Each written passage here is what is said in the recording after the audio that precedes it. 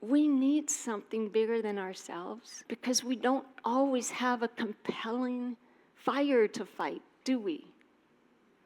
Sometimes it's just run-of-the-mill. That kid has asked you one too many questions, right? One too many questions. Your husband has blown his nose one too many times, cleared his throat one too many times. It's the small things that are rubbing. So we need to know, what is it that makes koinonia possible? It's a spiritual reality. Koinonia is something God did for us. Let that land.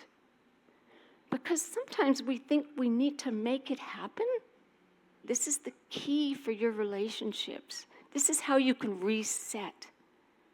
You understand that it's possible because now you are in Christ. Christ is in you. It changes everything. Now, I heard a great illustration a couple weeks ago from Martin Cachero. He's a pastor at Risen Church.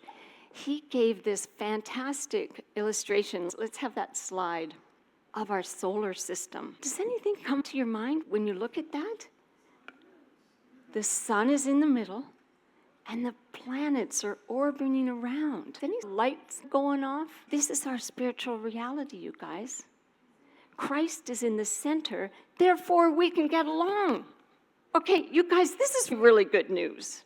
This is really crazy good news. Because relationships are hard, and we get worn out.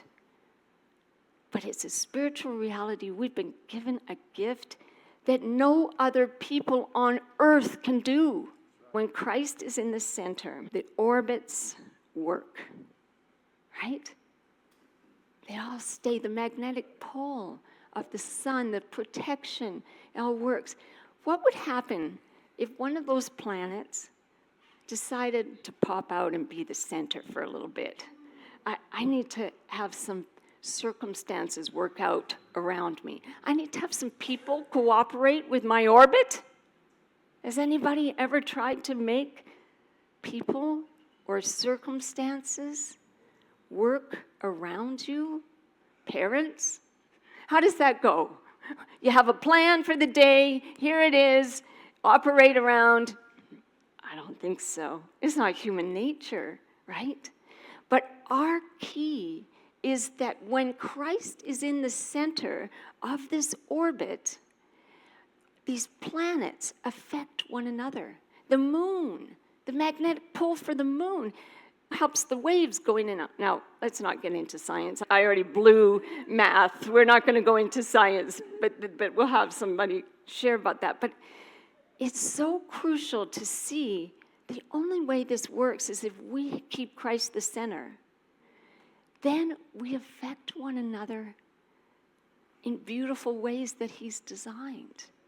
But as soon as we get fearful, that isn't working very well, and we pull out and try to make things happen, chaos, bumping all into each other. John Stott said, "The essence of sin is substituting ourselves for God, while the essence of salvation is substituting himself for us." Having ourselves in the center, it not only does not work, but it displaces God. How does that work? How does that go? You can think of it in a number of ways. It's like our ego. I have this fun saying to myself, not everything has to go through your ego, Shelley. It's so true. And you guys, a lot of peace comes.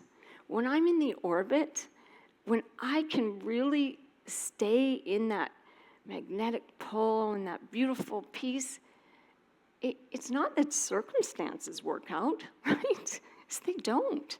We still have very hard things. Paul, I've been beaten, shipwrecked, starved, all these things, but he was okay because he knew he was in the orbit. But his life was affecting other people in the orbit just because he was staying on task. When I am in that orbit, I don't have to protect myself, I don't have to promote myself, and I don't have to perfect myself.